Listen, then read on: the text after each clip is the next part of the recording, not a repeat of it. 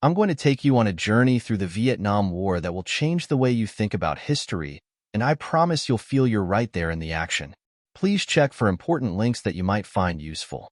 Later in the video, the Vietnam War, 1955 to 1975, was one of the most significant and divisive conflicts of the 20th century.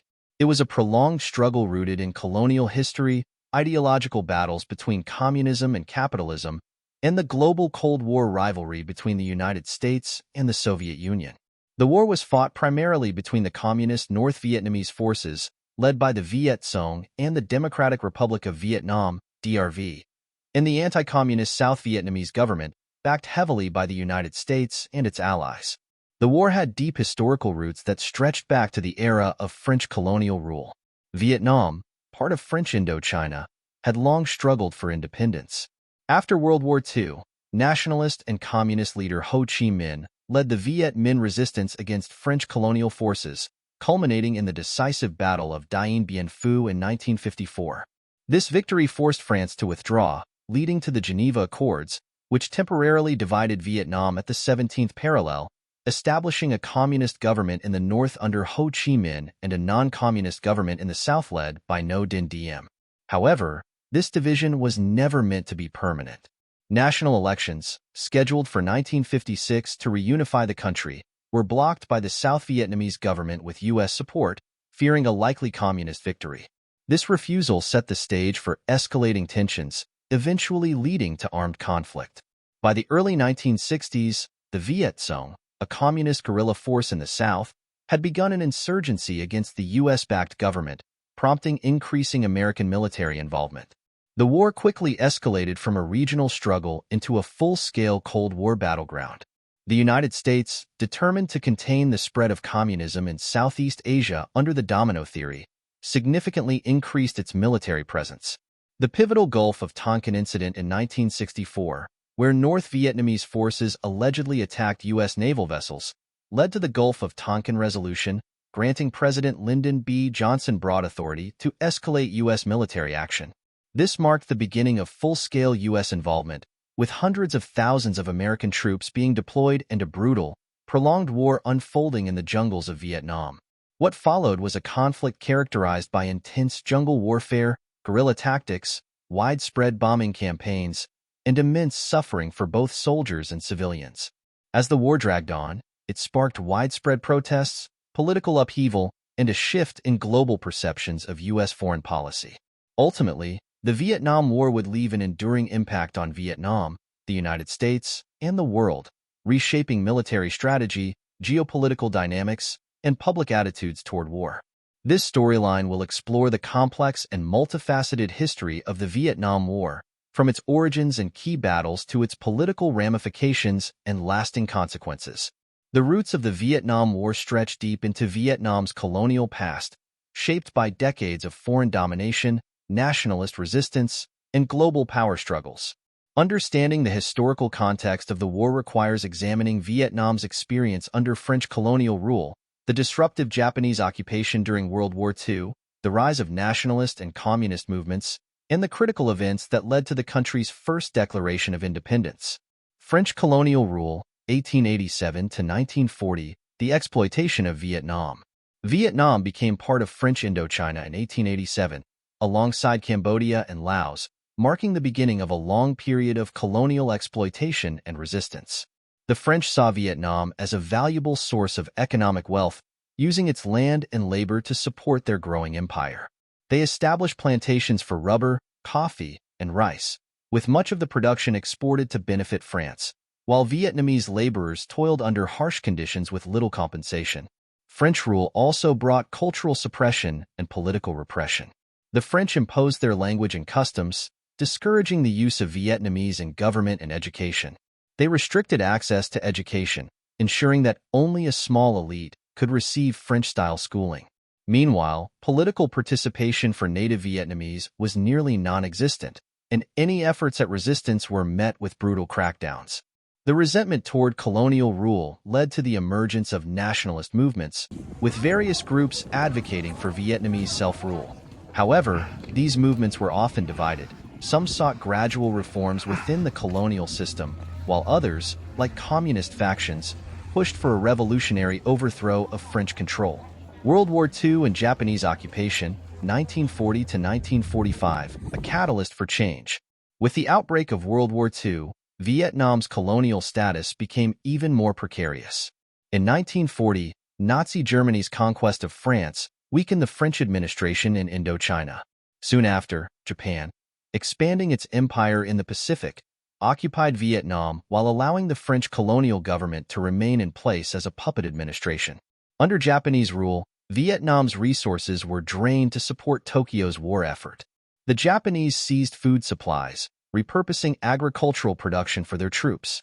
This, combined with devastating floods, led to one of the darkest tragedies in Vietnamese history, the 1945 famine, in which about 1 to 2 million Vietnamese people starved to death.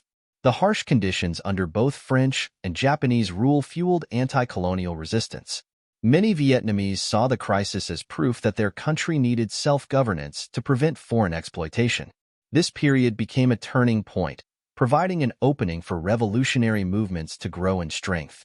Emergence of nationalist and communist movement, the rise of the Viet Minh. The chaos of World War II gave rise to Ho Chi Minh and the Viet Minh League for the Independence of Vietnam. Founded in 1941, the Viet Minh was a communist-led nationalist movement dedicated to ending foreign rule in Vietnam. Ho Chi Minh, a longtime revolutionary who had spent years in exile studying Marxism and organizing anti-colonial resistance, positioned himself as the leader of Vietnam's fight for independence. The Viet Minh waged a guerrilla campaign against both Japanese occupiers and French colonial authorities, gradually gaining the support of peasants and intellectuals alike. They established jungle bases in northern Vietnam, training fighters and building a resistance network. Weapons and supplies were secured from the Allies, including China and the Soviet Union, strengthening their military capabilities. By 1944-45, as Japan's grip on Vietnam weakened amid its declining fortunes in World War II, the Viet Minh seized the opportunity to expand their control over vast rural areas. The August Revolution, 1945, Vietnam's first declaration of independence. When Japan surrendered on August 15, 1945, following the atomic bombings of Hiroshima and Nagasaki, a power vacuum emerged in Vietnam. Sensing their moment, the Viet Minh launched the August Revolution, swiftly taking control of major cities, including Hanoi and Saigon. On September 2, 1945, Ho Chi Minh stood in Ba Dinh Square, Hanoi, and read the Vietnamese Declaration of Independence, modeled after the U.S. Declaration of Independence. Before a crowd of thousands, he proclaimed the establishment of the Democratic Republic of Vietnam, DRV, marking the first time Vietnam had declared itself a sovereign nation after nearly a century of foreign rule. However, Vietnam's independence was far from secured. As the war in the Pacific ended, the victorious Allied powers, particularly France and the United States, had different plans for the region. France sought to reclaim its former colony, refusing to recognize Ho Chi Minh's government. The United States, initially sympathetic to Vietnamese independence, soon became wary of Ho Chi Minh's communist ideology amid the growing Cold War tensions. What followed was a series of political maneuverings and armed conflicts that would ultimately lead to the First Indochina War, 1946 to 1954, a bloody struggle that laid the groundwork for the Vietnam War. This section highlights the historical forces that set the stage for the conflict to come, showing how Vietnam's long history of colonial oppression, war, and nationalist resistance made the Vietnam War an almost inevitable outcome. The First Indochina War, 10 to 1800 hours. The First Indochina War, 1946 to 1954, was a pivotal struggle between the Viet Minh, led by Ho Chi Minh, and France, which sought to reclaim its former colony following World War II. It was a brutal and prolonged conflict that combined guerrilla warfare, major battles, and Cold War geopolitics. Ultimately, the war culminated in a decisive victory for the Viet Minh at Dien Bien Phu, reshaping the future of Vietnam and setting the stage for the Vietnam War. French resistance and reoccupation, 1945 to 1946, the colonial struggle resumes. Following the August Revolution, 1945, and Ho Chi Minh's Declaration of Independence, Vietnam's future hung in the balance. France, unwilling to lose its colony, sought to reassert control over Vietnam. Meanwhile, Britain and the United States, initially sympathetic to Vietnamese independence, shifted their stance, fearing the spread of communism in Southeast Asia. British troops entered southern Vietnam in September 1945, disarming Japanese forces and allowing the return of French colonial authorities. In the north, Chinese nationalist forces, Kuomintang, occupied the region, but they were more interested in extorting resources than governing Vietnam. The Viet Minh used this period to consolidate power. By early 1946, the French had returned in full force, retaking control of key cities like Hanoi and Saigon. Ho Chi Minh, aware that the Viet Minh could not yet militarily defeat the French, engaged in diplomatic negotiations. The March 6, 1946 agreement temporarily recognized Vietnam as a free state within the French Union, but tensions quickly escalated. In November 1946, a French naval bombardment of Haiphong Harbor killed thousands of Vietnamese civilians, marking the start of all-out war. Early Viet Minh strategy, 1946 to 1950, guerrilla warfare and resistance. Facing a superior French military, the Viet Minh adopted a strategy of guerrilla warfare, drawing from Maoist principles of prolonged revolutionary struggle. Under the leadership of General Vuong Nguyen Giap, the Viet Minh executed a three-phase military strategy. Strategic defense, 1946 to 1949. Avoid large-scale battles, focus on ambushes, sabotage, and assassinations of French collaborators. Equilibrium, 1949 to 1952. Engage in larger guerrilla operations while strengthening political control in rural areas. Counteroffensive, 1952 to 1954. Transition to conventional warfare, striking decisive blows against the French. The countryside became the stronghold of the Viet Minh, where they built networks of tunnels, supply routes, and base areas. The Ho Chi Minh Trail, a network of jungle paths used to transport troops and supplies, was already being developed. During this period, the war was not just military but also political. The Viet Minh engaged in land reforms, mobilized peasants, and promoted nationalist propaganda, securing widespread support among rural populations. International support and the shift in balance, 1949 to 1953. The dynamics of the war changed significantly in 1949 when China's Communist Revolution succeeded. Mao Zedong's People's Republic of China began providing weapons, training, and sanctuary to the Viet Minh. Around the same time, the Korean War, 1950 to 1953, heightened Cold War tensions, prompting the United States to increase its support for the French. The U.S. began financing the French war effort, covering up to 80% of France's military expenses in Indochina by 1954. The Soviet Union and China supplied the Viet Minh with modern weapons, including artillery, rifles, and anti-aircraft defenses. This external backing allowed the Viet Minh to transition from guerrilla warfare to large-scale conventional battles. By the early 1950s, it was clear that the war had reached a turning point, with the Viet Minh growing stronger and French morale declining. Battle of Dien Bien Phu, 1954, the defining moment. The defining battle of the war occurred in 1954 at Dien Bien Phu, a remote valley in northern Vietnam. The French believed that by establishing a fortified base there, they could lure the Viet Minh into a decisive confrontation and crush them with superior firepower. However, they gravely underestimated their enemy. General Vuong Nguyen Giap meticulously planned the attack, moving tens of thousands of Viet Minh troops and heavy artillery through mountainous terrain in complete secrecy. On March 13, 1954, the Viet Minh launched their assault, using trench warfare and relentless artillery bombardments to pin down French forces. The battle lasted 57 days, with the French enduring constant artillery barrages, food shortages, and disease. The Viet Minh gradually tightened their grip, overwhelming French positions hill by hill. On May 7, 1954, Dien Bien Phu fell, marking the first time a colonial power had been decisively defeated by an Asian nationalist force. Over 10,000 French troops were captured, and the humiliating defeat shattered France's will to continue the war.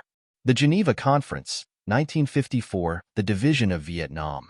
Following the fall of Dien Bien Phu, world powers convened at the Geneva Conference to negotiate an end to the war. The conference, attended by France, the Viet Minh, the U.S., China, the Soviet Union, and other nations, led to a temporary agreement to de-escalate tensions in Vietnam. The key outcomes were: Vietnam was divided along the 17th parallel. The north would be controlled by Ho Chi Minh's communist government, while the south would remain under the rule of Emperor Bao Dai, later replaced by Ngo Dinh Diem. A national election was planned for 1956 to determine Vietnam's unified government. However, these elections were never held, as South Vietnam, backed by the U.S., feared a communist victory. France formally withdrew from Vietnam, ending its colonial rule in Indochina. The Geneva Accords failed to bring lasting peace. Instead, the division of Vietnam set the stage for the Vietnam War, 1955 to 1975, with the United States taking over the role previously held by France in a new fight against communism, a war that never truly ended. The First Indochina War was more than just a struggle between the French and the Viet Minh.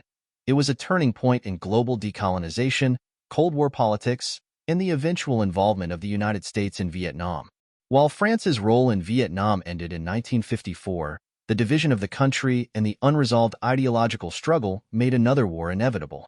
Within a year, tensions escalated, leading to the beginning of the Vietnam War, which would prove even more devastating and far-reaching. Division of Vietnam. Following the Geneva Accords of 1954, Vietnam was temporarily divided along the 17th parallel, with North Vietnam under Ho Chi Minh's communist government and South Vietnam under the rule of Emperor Bao Dai, a French-backed leader with little real power. The division was meant to be temporary, with nationwide elections scheduled for 1956 to determine Vietnam's unified government.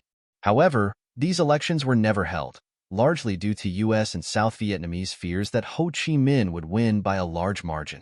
Instead, the United States increasingly backed South Vietnam as part of its broader Cold War strategy to contain communism. This led to the rise of Ngo Dinh Diem, a controversial and authoritarian leader who ruled South Vietnam with U.S. support. His rule was characterized by corruption, repression, religious discrimination, and political instability, ultimately leading to his downfall in 1963. Ngo Dinh Diem's rule, 1954 to 1963, a divisive leader. In 1954, Ngo Dinh Diem, a staunchly anti-communist Catholic, was appointed Prime Minister of South Vietnam. Diem, who had spent time in exile in the United States, was seen by Washington as the best candidate to lead South Vietnam against the Communist North. By 1955, he consolidated power, removed Emperor Bao Dai, and declared himself president of the Republic of Vietnam, South Vietnam. Diem's rule was deeply controversial due to several key factors: authoritarianism and political repression. Diem established a one-party rule, suppressing opposition groups, including Buddhists, neutralists, and communists, Viet Cong. He created the Personalist Labor Revolutionary Party, centered around his own ideology, and cracked down on dissent. Thousands of suspected communists and opponents were arrested, tortured, or executed under his Denounce Communists campaign. Corruption and nepotism. Diem's government was marked by rampant corruption, favoring his family and Catholic elite over the broader population. His brother, Ngo Dinh Nhu, served as his chief advisor, and Ngu's wife, Madame Nhu, acted as the de facto First Lady, often making inflammatory statements. Another brother, Ngo Dinh Can, ruled central Vietnam with an iron grip, further alienating large sections of the population. Religious discrimination against Buddhists. Diem, a devout Catholic, favored fellow Catholics for government positions, military leadership, and land ownership, even though the majority of South Vietnam's population was Buddhist. Buddhists were often denied promotions in the military and civil service. Catholic churches received land grants and financial aid, while Buddhist temples faced restrictions. The situation escalated into the Buddhist crisis of 1963, which severely weakened Diem's rule. Land reform and repression. Policies that backfired. Diem attempted to implement land reform to redistribute land from wealthy landlords to peasants, but his policies were poorly executed and largely favored the landowning elite, rather than truly helping the rural poor. Many landlords were able to retain their land, while peasants were often forced into strategic hamlets, fortified villages meant to isolate them from Viet Cong influence. These hamlets displaced thousands of rural families, leading to resentment against the government. Meanwhile, Diem's security forces brutally suppressed opposition, leading to mass arrests, torture, and executions of suspected communists. Instead of stabilizing the country, these policies alienated rural populations and fueled support for the Viet Cong, the communist insurgents operating in the South. The Buddhist crisis, 1963, the breaking point. By 1963, Buddhist discontent with Diem's rule had reached a boiling point. The crisis was triggered on May 8, 1963, when South Vietnamese security forces opened fire on Buddhist protesters in Hue, killing 9 people. This incident sparked massive protests, leading to one of the most dramatic and globally significant moments of the Vietnam conflict. Buddhist monks staged demonstrations, hunger strikes, and sit-ins, demanding religious equality. On June 11, 1963, Thich Quang Duc, a Buddhist monk, set himself on fire in Saigon in a shocking act of protest. Photographs of his self-immolation became global symbols of resistance against Diem's government. Instead of de-escalating, Madame Nhu, Diem's sister-in-law, dismissed the protests, calling them a Buddhist barbecue, further enraging the public. The Buddhist crisis marked the beginning of Diem's downfall, as both the South Vietnamese military and the United States lost confidence in his leadership. Coup and assassination of Diem, November 1963. By late 1963, the situation in South Vietnam had deteriorated dramatically. The Viet Cong insurgency was growing, Diem's policies had alienated key sections of the population, and even his own military leadership had turned against him. The U.S., under President John F. Kennedy, initially supported Diem but began considering a change in leadership. On November 1, 1963, South Vietnamese military generals, led by General Duong Van Minh, launched a coup with covert support from the United States. Diem and his brother Ngo Dinh Nhu initially escaped capture and took refuge in a Catholic church in Saigon. However, they were discovered, arrested, and assassinated on November 2, 1963, while being transported in the back of an armored personnel carrier. Reports suggest that they were brutally executed. Diem's assassination plunged South Vietnam into political chaos, leading to a series of unstable governments and military coups. While the U.S. had hoped for a more stable leadership, the reality was far worse. South Vietnam became increasingly fragile and dependent on American military and financial support, paving the way for direct U.S. involvement in the Vietnam War. A divided Vietnam and the road to war. The division of Vietnam in 1954 was meant to be temporary, but Ngo Dinh Diem's authoritarian rule, corruption, and religious discrimination deepened South Vietnam's instability. His assassination in 1963 did not bring stability. Instead, it fueled further chaos, strengthening the Viet Cong insurgency and drawing the United States deeper into the conflict. Within 2 years of Diem's fall, the situation in South Vietnam worsened significantly, leading to the Gulf of Tonkin Incident, 1964, and the full-scale U.S. military intervention in 1965. The division of Vietnam, which had begun as a political conflict, would soon escalate into one of the most devastating wars of the 20th century, the Vietnam War. By the late 1950s, South Vietnam faced a growing communist insurgency that would eventually evolve into the Viet Cong, VC, a formidable guerrilla force. Supported by North Vietnam, the Viet Cong aimed to undermine the South Vietnamese government and eventually reunify Vietnam under communist rule. The rise of the Viet Cong was driven by widespread discontent with the government of Ngo Dinh Diem, failed policies such as the Strategic Hamlet Program, and increasing external support from Hanoi and the Soviet bloc. Who were the Viet Cong? The Viet Cong, officially known as the National Liberation Front, NLF, was established in December 1960 as a political and military organization dedicated to overthrowing the U.S.-backed South Vietnamese government.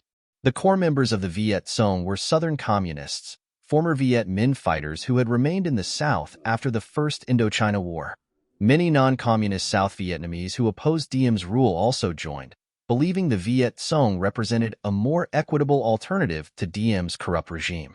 They received logistical, financial, and military aid from North Vietnam, which in turn was supported by China and the Soviet Union.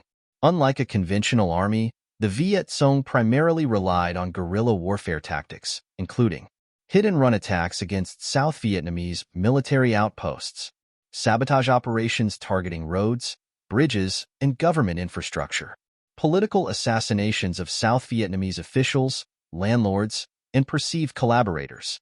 Propaganda campaigns aimed at gaining support from rural villagers. By the early 1960s, the Viet Cong had established a shadow government in many rural areas, effectively undermining South Vietnam's control outside of major cities. North Vietnam's support and the Ho Chi Minh Trail. North Vietnam played a crucial role in strengthening the Viet Cong by providing weapons and ammunition, including Soviet and Chinese-made rifles, mortars, and explosives. Training camps in North Vietnam, where Viet Cong fighters learned guerrilla tactics. Financial and logistical aid, allowing the Viet Cong to expand their operations. The Ho Chi Minh Trail, a complex network of jungle paths and supply routes running through Laos and Cambodia, became the lifeline of the Viet Cong, enabling a steady flow of troops, supplies, and reinforcements from the north. Despite U.S. and South Vietnamese efforts to interdict the trail with bombing campaigns, it remained operational throughout the war, ensuring the Viet Cong remained well supplied. The Strategic Hamlet Program, a failed counterinsurgency effort. To counter the growing influence of the Viet Cong, Ngo Dinh Diem and his advisors, with American backing, launched the Strategic Hamlet Program in 1961.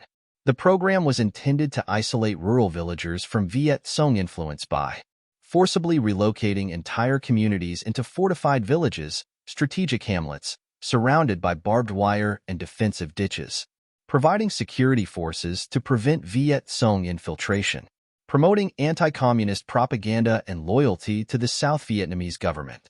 However, the program failed for several key reasons. Forced relocations. Many villagers were forcibly removed from their ancestral lands, creating widespread resentment against the government. Poor implementation. Hamlets were often underfunded and inadequately protected, making them easy targets for Viet Cong attacks. Corruption and mismanagement. Local officials frequently stole funds and supplies, leaving relocated villagers worse off than before. Viet Cong infiltration. Instead of keeping the communists out, the program allowed the Viet Cong to recruit angry, displaced peasants. Rather than weakening the Viet Cong, the Strategic Hamlet Program backfired, driving more rural South Vietnamese to support or join the Viet Cong. By 1963, the program had collapsed, marking a major failure of U.S.-backed counterinsurgency efforts. The escalation of Viet Cong attacks, 1961 to 1963. By 1962, the Viet Cong had expanded its operations across much of South Vietnam, launching increasingly bold attacks. January 2, 1963, Battle of AP Bac. The Viet Cong defeated a larger and better-equipped South Vietnamese Army, ARVN, force, showcasing their effectiveness in guerrilla warfare. This battle deeply shook U.S. confidence in the South Vietnamese military. Political assassinations. The Viet Cong regularly executed local officials, village chiefs, and suspected government informants, spreading fear in rural areas. Government presence in the countryside weakened, allowing the Viet Cong to establish liberated zones. Urban bombings and raids. The Viet Cong attacked military bases, government buildings, and even targets in Saigon, proving they could strike anywhere in South Vietnam. By the time of Ngo Dinh Diem's assassination in November 1963, the Viet Cong controlled large portions of the countryside, and the South Vietnamese government was increasingly unstable.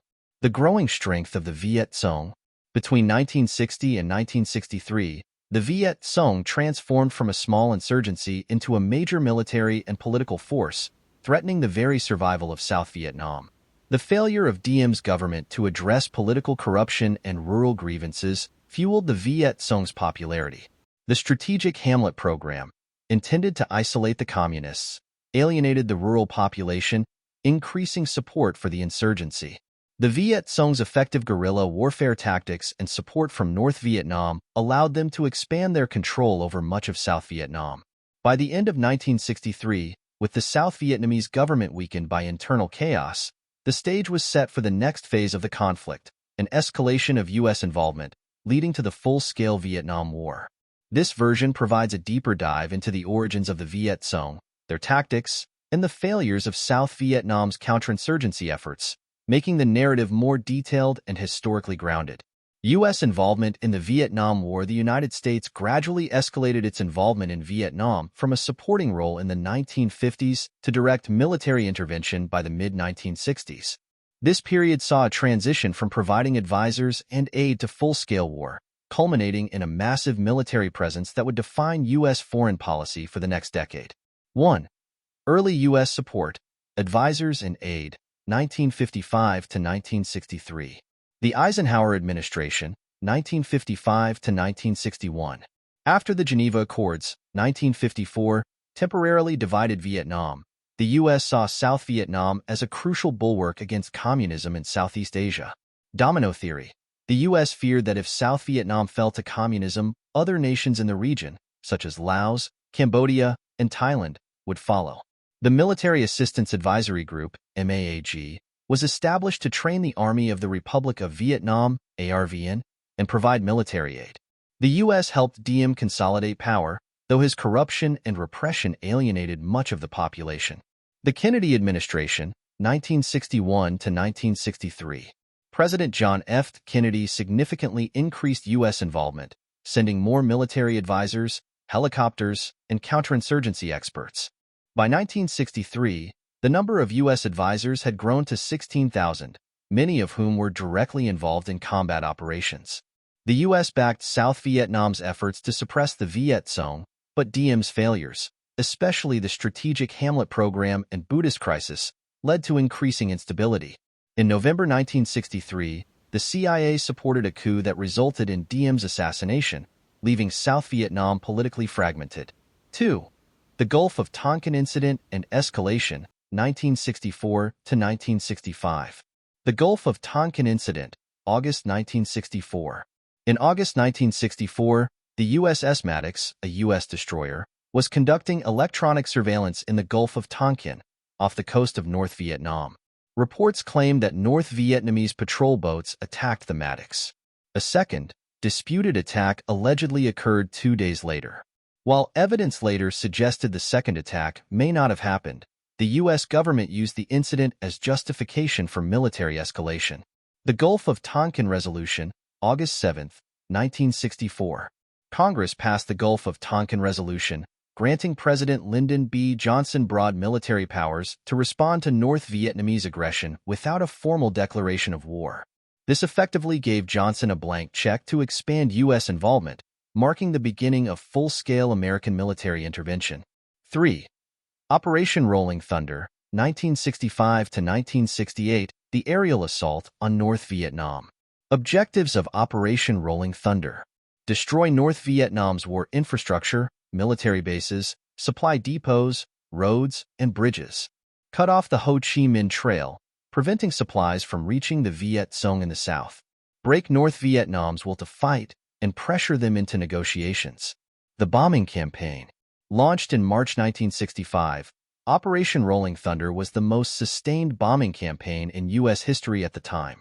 U.S. aircraft, including B-52 bombers, fighter jets, and napalm strikes, targeted strategic locations in North Vietnam. However, North Vietnam's resilience, anti-aircraft defenses, and Soviet and Chinese aid helped them withstand the bombing. Over 900 U.S. aircraft were lost, and the campaign ultimately failed to force North Vietnam to surrender. Impact and consequences. The bombing campaign caused immense destruction but failed to achieve its objectives. Civilian casualties soared, leading to increased anti-American sentiment in both Vietnam and globally. Instead of weakening the enemy, the bombing hardened North Vietnamese resolve and increased support for the war effort. 4. Deployment of ground troops and escalation of combat, 1965 to 1968. The first U.S. combat troops, March 1965. In March 1965, President Johnson ordered the first U.S. ground combat troops into Vietnam. The 9th Marine Expeditionary Brigade landed at Da Nang, marking the official start of American ground war operations. Massive troop buildup, 1965 to 1968. Johnson dramatically escalated U.S. troop numbers.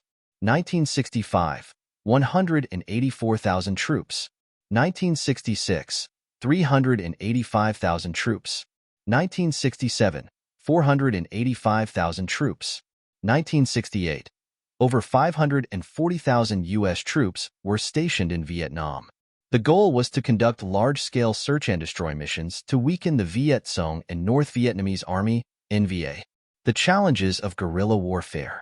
Unlike conventional battles, U.S. forces faced an elusive enemy well adapted to jungle terrain. The Viet Cong utilized booby traps, tunnels, and ambushes to counter U.S. firepower. Hit-and-run attacks rather than direct engagement, blending in with civilian populations, making it difficult to distinguish friend from foe. Search and destroy missions. U.S. forces launched aggressive operations to find and eliminate Viet Cong strongholds. These missions often resulted in high U.S. casualties due to guerrilla tactics. Destruction of villages led to more civilian deaths and resentment from the local population. The U.S. is trapped in a stalemate. By 1968, despite deploying over 500,000 troops and launching massive bombing campaigns, the U.S. had failed to defeat the Viet Cong or North Vietnam. The Viet Cong remained strong, with continued Ho Chi Minh Trail reinforcements. U.S. casualties mounted, with thousands of American soldiers killed each year. The war became increasingly unpopular at home, with growing anti-war protests in the U.S. The next phase of the war would see the Tet Offensive, 1968, a major turning point that shattered U.S. confidence in victory and led to a shift in public opinion against the war. This expanded version provides a more detailed and engaging look at U.S. involvement, breaking down the key events, strategies, and challenges the U.S. faced. Major battles and campaigns of the Vietnam War. As the U.S. deepened its involvement in Vietnam, large-scale battles and operations defined the conflict. The war's unique nature, characterized by guerrilla warfare, dense jungle terrain, and relentless North Vietnamese resilience, challenged U.S. military strategies. These major engagements showcased both American firepower and North Vietnamese tenacity, often leading to high casualties with little long-term strategic gain. 1. The Battle of Ia Drang, November 14 to 18, 1965, the first major clash. Context and importance. The Battle of Ia Drang was the first major direct confrontation between the U.S. Army and the People's Army of Vietnam, PAVN. It took place in the central highlands of South Vietnam, near the Ia Drang Valley, a region of dense jungle and mountainous terrain. This battle was a test of U.S. air mobility doctrine, as American troops relied heavily on helicopters for transport and support. It also set the stage for future battles, demonstrating the ferocity of North Vietnamese forces and their ability to engage U.S. troops in direct combat. The battle.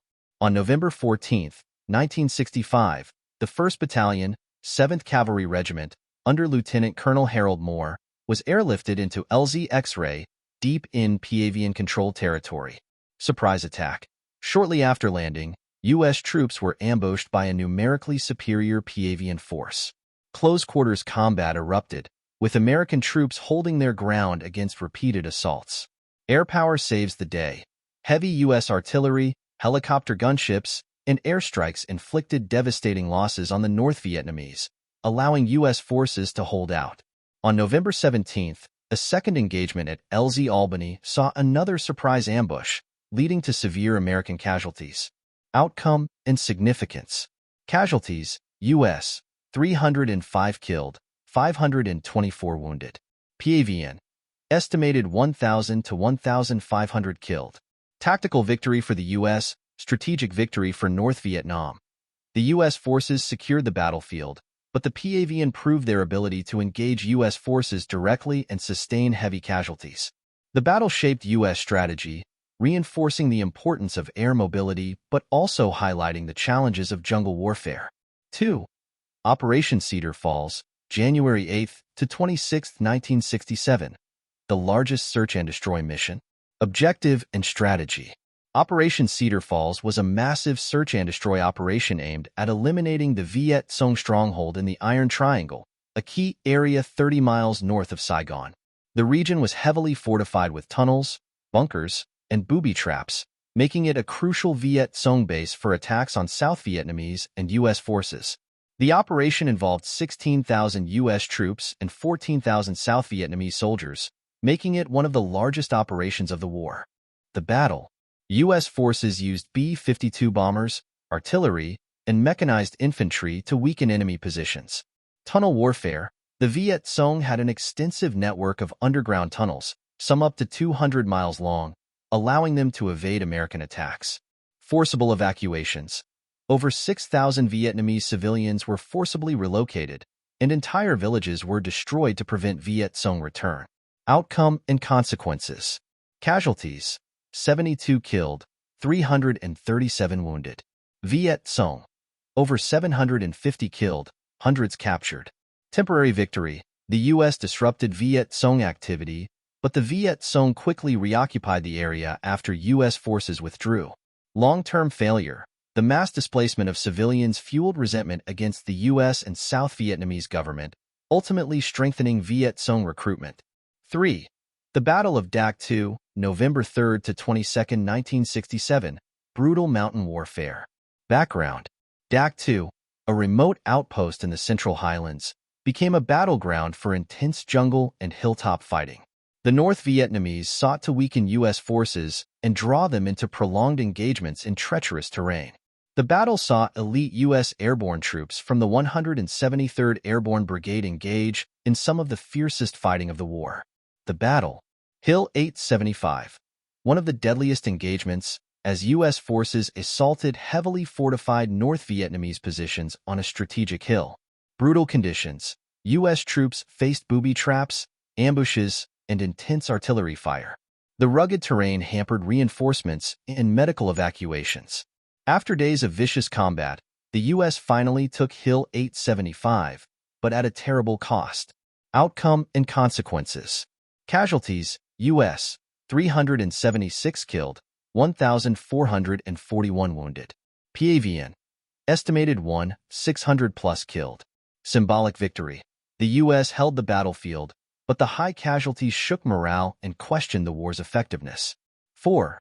The Battle of Khe Sanh, January 21 to July 9, 1968. A siege like Dien Bien Phu. Background: the U.S. Marine Corps base at Khe Sanh, near the Laotian border, became a symbol of U.S. resolve in early 1968. The North Vietnamese Army, NVA, launched a 77-day siege, reminiscent of the French defeat at Dien Bien Phu, 1954. The battle. Massive artillery barrages. The NVA relentlessly shelled the base, cutting off supplies and pinning down the Marines. U.S. air superiority. Operation Niagara. The U.S. launched 100,000 tons of bombs to break the siege.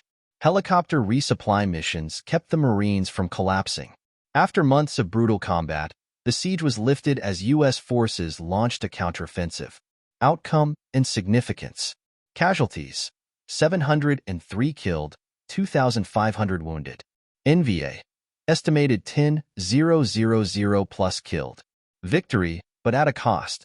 The U.S. secured Khe Sanh, but shortly after, abandoned the base, raising questions about the necessity of holding it in the first place. Diversion for Tet Offensive. Some historians believe the siege was a distraction for the Tet Offensive, which began shortly after. Conclusion: heavy battles, uncertain gains. Between 1965 and 1968, the U.S. fought some of the most intense battles of the war, showcasing American firepower and tactical superiority. However, these battles failed to break North Vietnamese resolve. The Viet Cong and NVA absorbed losses and adapted their strategies. U.S. forces suffered high casualties, leading to growing discontent among troops and the American public. The Tet Offensive, 1968, would soon shock the U.S. and shift public opinion against the war. Tet Offensive. The turning point of the Vietnam War. The Tet Offensive of 1968 marked a pivotal moment in the Vietnam War.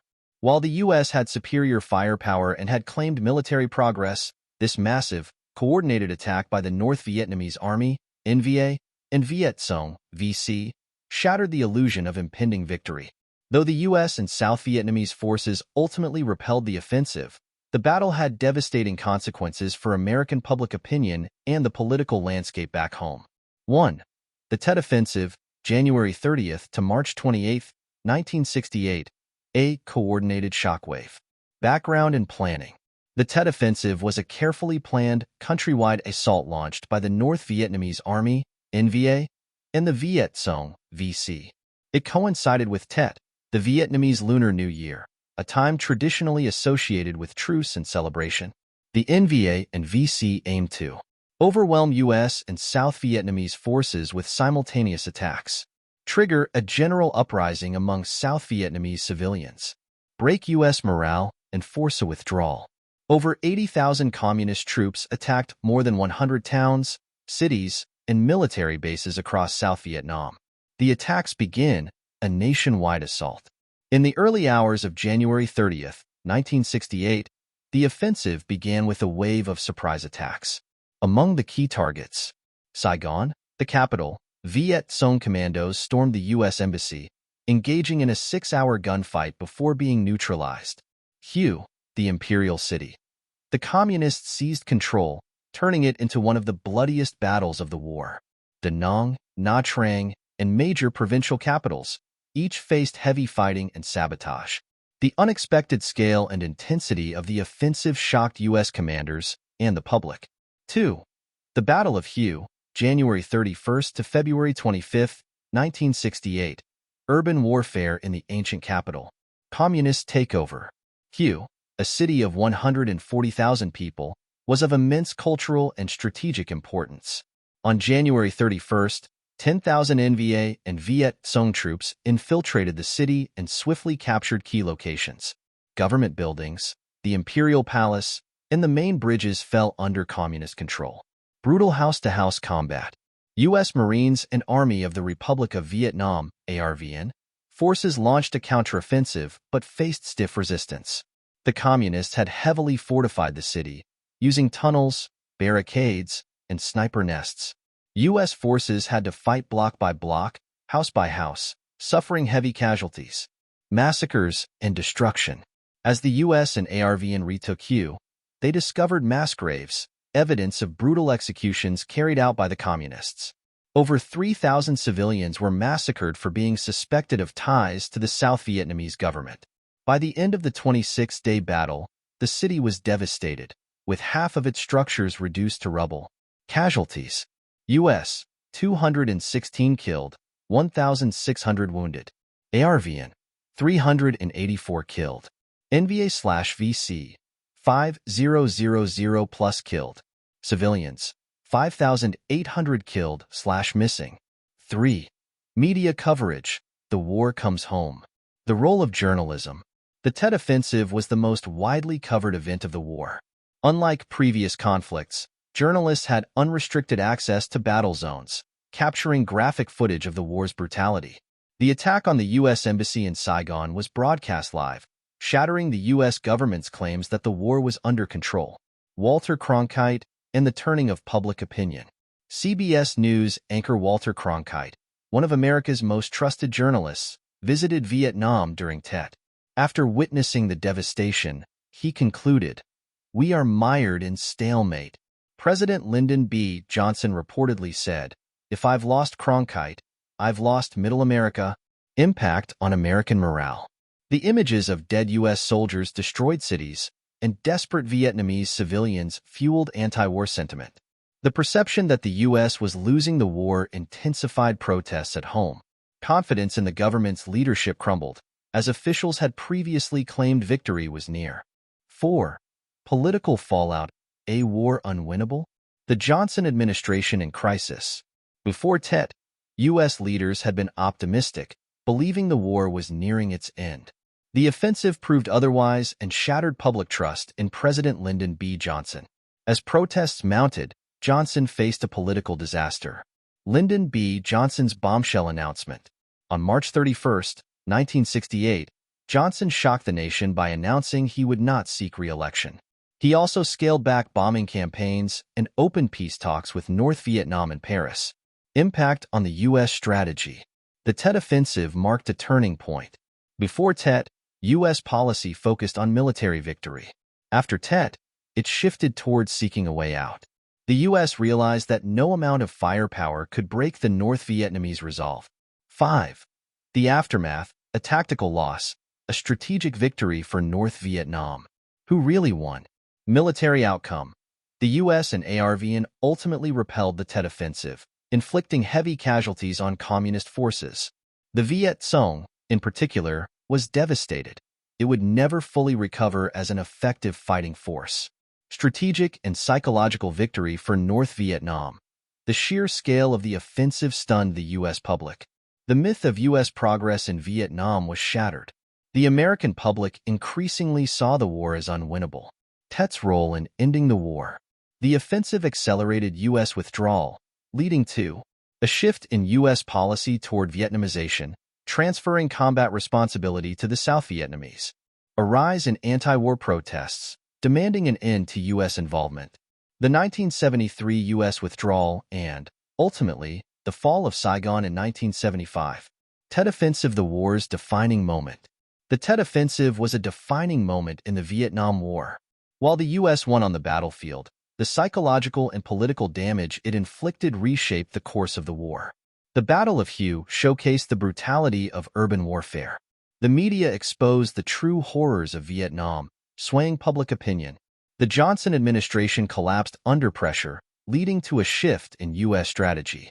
Though the Tet Offensive cost the Communists dearly, it ultimately pushed the U.S. toward disengagement, a long-term victory for North Vietnam. To make sure you didn't miss anything, in more detail about the war's most controversial moments. By the late 1960s and early 1970s, the Vietnam War had become a deeply polarizing issue in the United States. What had started as a mission to stop the spread of communism had evolved into a brutal, morally complex conflict that seemed unwinnable. Key events such as the My Lai massacre, the rise of the anti-war movement, and the Cambodian campaign intensified public opposition and further eroded confidence in the U.S. government's handling of the war. 1. My Lai massacre, March 16, 1968. The war's darkest hour. The massacre unfolds in the village of My Lai, located in South Vietnam's Quang Ngai province. U.S. soldiers from Charlie Company, 1st Battalion, 20th Infantry Regiment, were sent on a search and destroy mission. Intelligence suggested that My Lai was a Viet Cong stronghold, but when soldiers arrived, they encountered only unarmed civilians, men, women, children, and the elderly. Instead of finding enemy combatants, U.S. troops, led by Lieutenant William Calley, opened fire, killing between 347 and 504 civilians. Women were raped, children were shot, and entire families were executed. The massacre lasted for several hours. A helicopter pilot, Warrant Officer Hugh Thompson Jr., and his crew intervened, landing between U.S. troops and fleeing villagers. They threatened to fire on American soldiers if they didn't stop the killing and managed to rescue a handful of survivors. Cover-up and exposure. The U.S. Army initially tried to cover up the massacre, reporting it as a successful operation with 128 Viet Cong fighters killed. However, whistleblower Ron Ridenour, a former soldier, learned the truth and sent letters to government officials and journalists, demanding an investigation. In November 1969, journalist Seymour Hersh broke the story, causing global outrage. Photographs taken by Army photographer Ronald Heberl were published, showing piles of dead bodies, fueling worldwide condemnation. Aftermath and trial of Lieutenant William Calley. Lieutenant Calley was the only soldier convicted, sentenced to life in prison for ordering the massacre. However, under public pressure, President Richard Nixon reduced his sentence, and Calley served only 3.5 years under house arrest. The My Lai massacre shattered America's moral justification for the war, leading to widespread disillusionment and fueling the anti-war movement. 2. The anti-war movement, America's growing opposition, 1968 to 1973. As the war dragged on, public opposition intensified. A broad coalition of students, veterans, civil rights activists, and even politicians began demanding an end to U.S. involvement in Vietnam. Protests on college campuses. Students for a Democratic Society, SDS, became a leading voice, organizing massive protests and sit-ins at universities. 1968 Democratic National Convention, Chicago. Tens of thousands of anti-war protesters gathered in Chicago, where police brutally attacked them on live television. The chaotic images reinforced the perception that the government was losing control. Veterans against the war. Many soldiers who had served in Vietnam returned home disillusioned and joined the Vietnam Veterans Against the War, VVAW.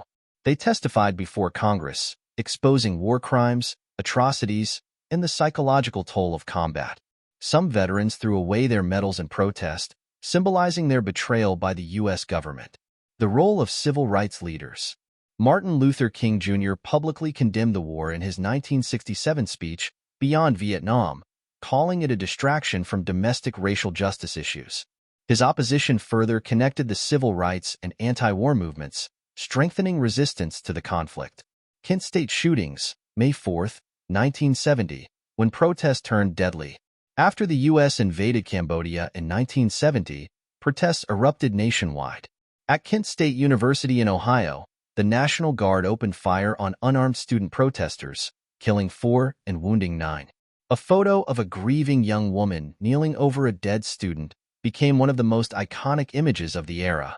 Public outrage skyrocketed, and protests spread to hundreds of campuses. Impact on U.S. policy. The growing public discontent put enormous pressure on the Nixon administration. Congress began restricting funding for the war, pushing for de-escalation. The anti-war movement played a crucial role in forcing Nixon to gradually withdraw troops. 3. Cambodian Campaign, April-June 1970. Expanding the war. Why Cambodia? North Vietnamese troops had long used Cambodia as a safe haven, moving supplies along the Ho Chi Minh Trail. President Richard Nixon, seeking to cut off enemy supply lines, expanded the war into Cambodia. This included secret bombing campaigns, under Operation Menu, and a ground invasion by U.S. and South Vietnamese troops. The ground invasion. On April 30, 1970, Nixon announced a joint U.S.-South Vietnamese incursion into Cambodia to destroy North Vietnamese bases. The operation involved over 30,000 U.S. and 50,000 South Vietnamese troops.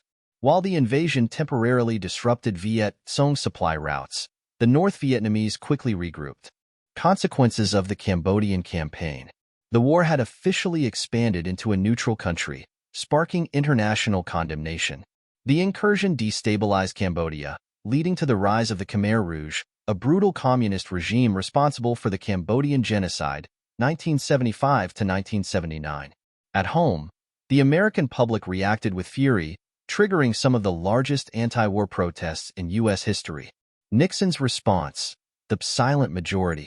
Despite protests, Nixon doubled down on his war policy, arguing that a silent majority of Americans supported him. However, public trust in the government continued to erode, setting the stage for further U.S. withdrawals. 4. The war's unraveling, the path to withdrawal. By 1971 to 1973, the combined impact of My Lai, anti-war protests, and the failed Cambodian campaign had deeply weakened U.S. resolve. The Pentagon Papers, leaked in 1971, revealed that the U.S. government had misled the public about the war, further eroding trust.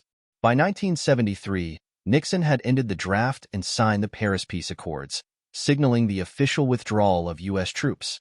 However, the damage had been done. The Vietnam War had divided the nation, leaving a lasting impact on American politics and culture. A nation in turmoil. The period from 1968 to 1970 marked the most critical turning points of the Vietnam War. The My Lai massacre exposed the horrors of the war, fueling outrage and moral reckoning. The anti-war movement reached unprecedented levels, forcing the government to reconsider its policies. The Cambodian campaign expanded the war but only worsened public opposition and global condemnation. Events like the Kent State shootings deepened domestic divisions, increasing pressure on Nixon to withdraw U.S. troops. By 1973, the United States had begun its final retreat from Vietnam. However, the scars of these turning points would linger for decades, shaping U.S. military policy and public skepticism toward future wars. We recognize that the volume of information can be overwhelming, and we hope that this deeper exploration of the turning points, their consequences, and their significance in shaping the outcome of the war will provide clarity and understanding. Your grasp of these key elements is crucial, and we trust that this insight will be beneficial. De-escalation and withdrawal. The end of U.S. involvement in Vietnam. By the early 1970s, the Vietnam War had become increasingly unpopular in the United States. Mounting casualties, rising protests, and political scandals placed immense pressure on the U.S. government to find a way out of the conflict. President Richard Nixon's strategy focused on Vietnamization, an effort to shift the burden of the war onto South Vietnam's military while gradually withdrawing American troops.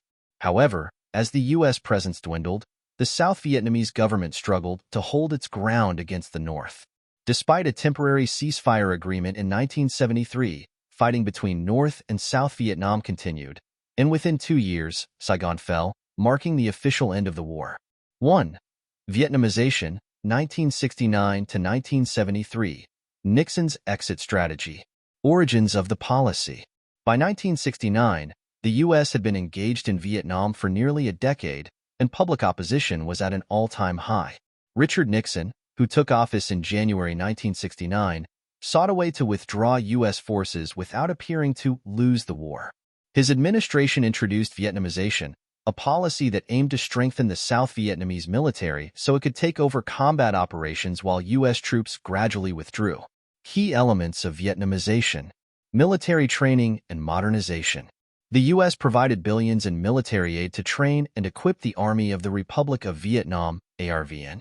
New weapons, aircraft, and armored vehicles were supplied to South Vietnamese forces. Air support and advisors remained in place, but direct combat involvement by U.S. troops was reduced. Pacification efforts. The program also aimed to win the hearts and minds of the South Vietnamese population by improving governance, economic conditions, and security. The Phoenix program was used to identify and eliminate Viet Cong sympathizers, but it was controversial due to alleged human rights abuses. Gradual U.S. troop withdrawals. In June 1969, Nixon announced the first withdrawal of 25,000 U.S. troops.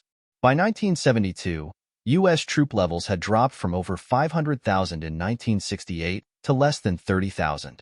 However, air support and bombing campaigns intensified to compensate for the reduced ground presence. Challenges and failures of Vietnamization. The ARVN remained heavily dependent on U.S. air power and logistics. South Vietnamese troops often lacked the morale and leadership to sustain prolonged combat. In 1972, the North launched the Easter Offensive, a massive invasion of South Vietnam. ARVN forces struggled to contain the assault without direct U.S. ground support. Operation Linebacker, an intense U.S. bombing campaign, helped push back the offensive. This proved that South Vietnam was still not fully capable of defending itself. 2. The Paris Peace Accords, 1973, a fragile ceasefire. Background and negotiations. By 1972, Nixon was eager to end direct U.S. involvement in the war, especially with re-election approaching. Henry Kissinger, Nixon's national security advisor, led secret negotiations with North Vietnam's Le Duc Tho. The talks were contentious, as North Vietnam demanded U.S. withdrawal, while the U.S. insisted on preserving South Vietnam's independence. The agreement key terms of the Paris Peace Accords. On January 27, 1973, the Paris Peace Accords were signed by the United States, North Vietnam, South Vietnam, and the Viet Cong. The agreement included a ceasefire across Vietnam, withdrawal of all remaining U.S. troops within 60 days, exchange of prisoners of war, POWs, including the return of American POWs like John McCain, recognition of the territorial boundaries of South Vietnam, though North Vietnamese troops were allowed to remain in the South. Formation of a National Council of Reconciliation and Concord, aimed at facilitating future elections and political unity. The reality: did the accords work? The ceasefire collapsed almost immediately. North Vietnam continued its military operations, using the time to resupply and regroup. The U.S. had withdrawn its combat forces, but continued sending aid and air support to South Vietnam. By 1975, North Vietnam launched a full-scale invasion, leading to the fall of Saigon. 3. Watergate Scandal, 1972 to 1974. Nixon's downfall and the end of U.S. support. The Watergate break-in. On June 17, 1972, 5 men were caught breaking into the Democratic National Committee, DNC, headquarters at the Watergate complex in Washington, D.C. They were attempting to wiretap phones and steal documents. Investigations revealed they were linked to Nixon's re-election campaign, Committee to Re-elect the President, or CREEP. Cover-up and exposure. Nixon and his aides attempted a cover-up, using hush money, destroying evidence, and ordering the CIA to block investigations. Journalists Bob Woodward and Carl Bernstein from The Washington Post uncovered the scandal. Secret White House tapes, recorded by Nixon, provided undeniable evidence of his involvement. Facing impeachment, Nixon resigned on August 8, 1974, becoming the first U.S. president to do so. Vice President Gerald Ford took over and later pardoned Nixon, sparking public outrage. Impact on the Vietnam War. Watergate further eroded trust in the U.S. government, reinforcing the public's skepticism about the war. Congress cut military aid to South Vietnam, leaving it even weaker against the advancing North. The U.S. was now politically incapable of intervening further. 4. The final withdrawal and the fall of Saigon, 1975. North Vietnam's final offensive. In March 1975, the North launched a full-scale invasion of South Vietnam. The South Vietnamese army, without U.S. support, collapsed rapidly. Cities fell one by one, and by April 30, 1975, North Vietnamese tanks rolled into Saigon. The dramatic U.S. evacuation. As the North advanced, thousands of South Vietnamese civilians and U.S. personnel scrambled to escape. Operation Frequent Wind, the largest helicopter evacuation in history, took place on April 29 to 30, 1975. Desperate South Vietnamese citizens clung to helicopters and tried to flee by boat. Images of helicopters evacuating people from the U.S. Embassy rooftop became a symbol of America's humiliating exit. The war's legacy. The period of de-escalation, 1969 to 1975, marked the final chapter of U.S. involvement in Vietnam. Vietnamization failed to create a self-sufficient South Vietnam. The Paris Peace Accords provided only a temporary reprieve before South Vietnam's collapse. The Watergate scandal crippled Nixon, leading to reduced U.S. support for South Vietnam. The fall of Saigon in 1975 marked the official end of the war, with Vietnam reunified under communist rule. Despite ending U.S. involvement, the war left deep scars on America's political, social, and military policies for decades. This expanded version dives deeper into the key events, their consequences, and their impact on U.S. policy. The fall of Saigon, the end of the Vietnam War. By early 1975, South Vietnam was in a dire state. After the signing of the Paris Peace Accords in 1973, U.S. forces had withdrawn, leaving the Army of the Republic of Vietnam, ARVN, to defend itself. However, without continued U.S. military and financial support, South Vietnam was unable to withstand the final assault by North Vietnamese forces. In March 1975, the People's Army of Vietnam, PAVN, launched a massive final offensive, overwhelming ARVN forces with lightning-fast advances. Within weeks, major cities fell, and by April 30, 1975, North Vietnamese tanks rolled into Saigon, marking the official end of the Vietnam War and the beginning of a reunified communist Vietnam. The fall of Saigon was a chaotic and dramatic event, with thousands of U.S. personnel, South Vietnamese officials, and civilians desperately trying to flee. The largest helicopter evacuation in history, known as Operation Frequent Wind, unfolded as North Vietnamese forces entered the city. 1. The final offensive, March, April 1975. The collapse of South Vietnam. North Vietnam's military strategy. The Paris Peace Accords, 1973, had established a ceasefire, but North Vietnam never intended to abide by it. Using the Ho Chi Minh Trail, the PAVN rebuilt, rearmed, and planned a final assault on South Vietnam. Soviet and Chinese support provided advanced tanks, artillery, and anti-aircraft weapons. The rapid fall of South Vietnam.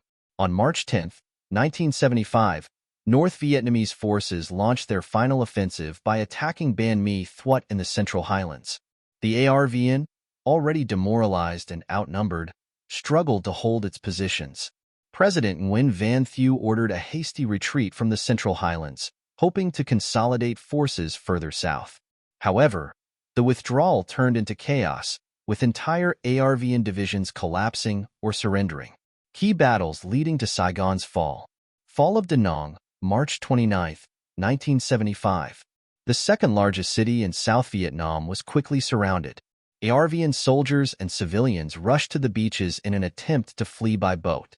Da Nang fell with little resistance, showing how weak the South's defenses had become.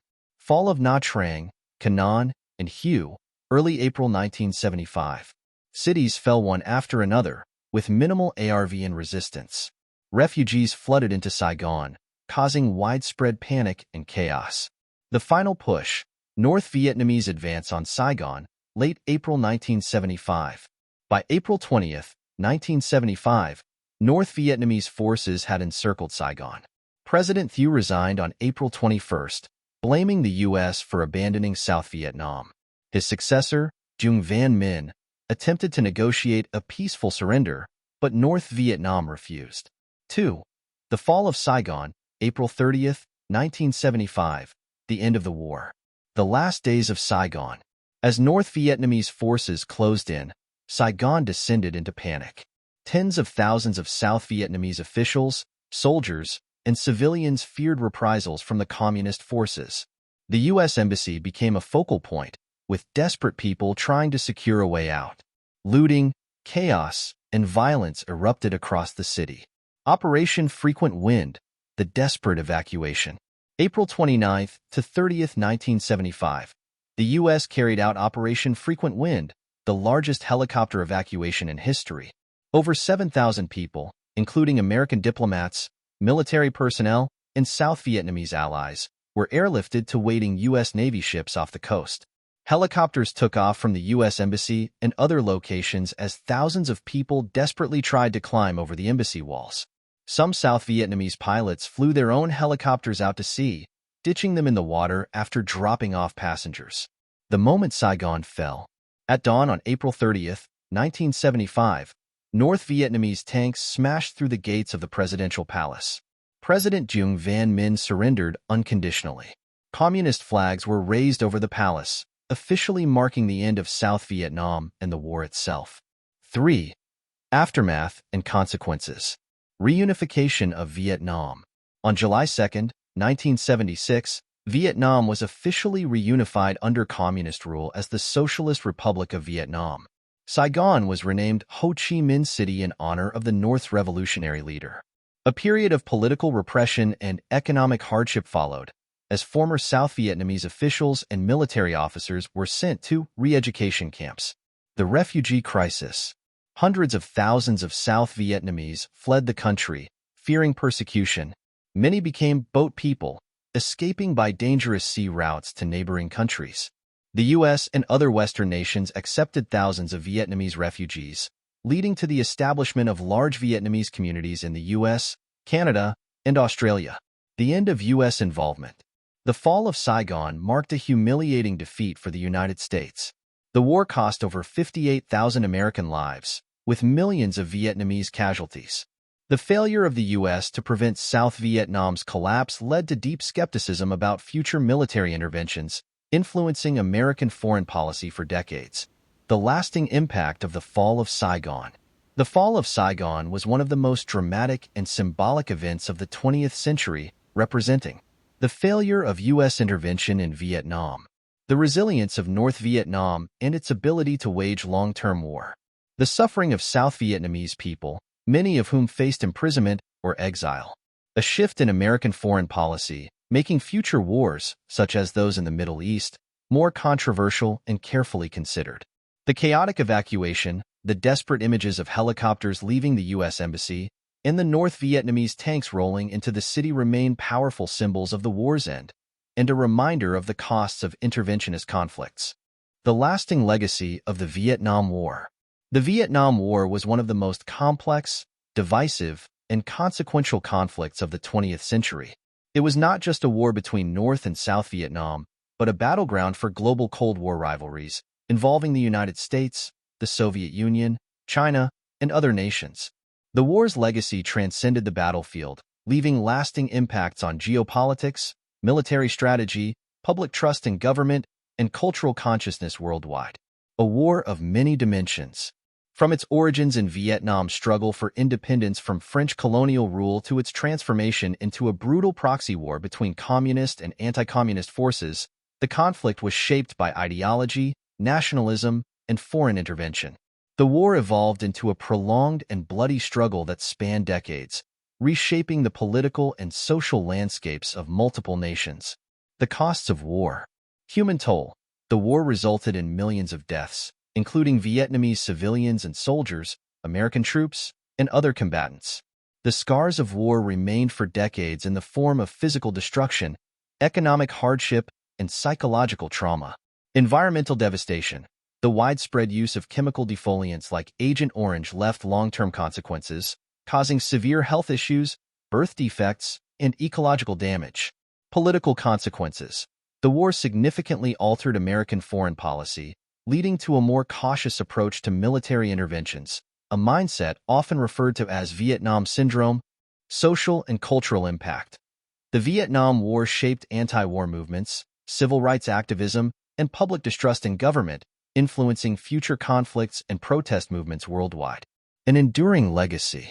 Even decades after the war ended, its effects continue to shape global politics and society. The war influenced U.S. military strategy in later conflicts, including Iraq and Afghanistan, with lessons learned about asymmetrical warfare, counterinsurgency, and the limits of military intervention. In Vietnam, the war left deep scars, but economic reforms and modernization efforts have gradually transformed the nation into an emerging global player. Final reflections. The Vietnam War was more than just a military conflict. It was a turning point in history, with consequences that reverberate across generations. It forced nations and individuals alike to grapple with difficult moral, political, and social questions about the nature of war, intervention, and human resilience. This detailed examination of the Vietnam War has provided a comprehensive narrative of its key events, major battles, political shifts, and long-term impact. While the war may have ended in April 1975, its legacy remains deeply embedded in the history of Vietnam, the United States, and the world. If you enjoyed this video, please like, comment, and consider subscribing to my channel Cyber Theo.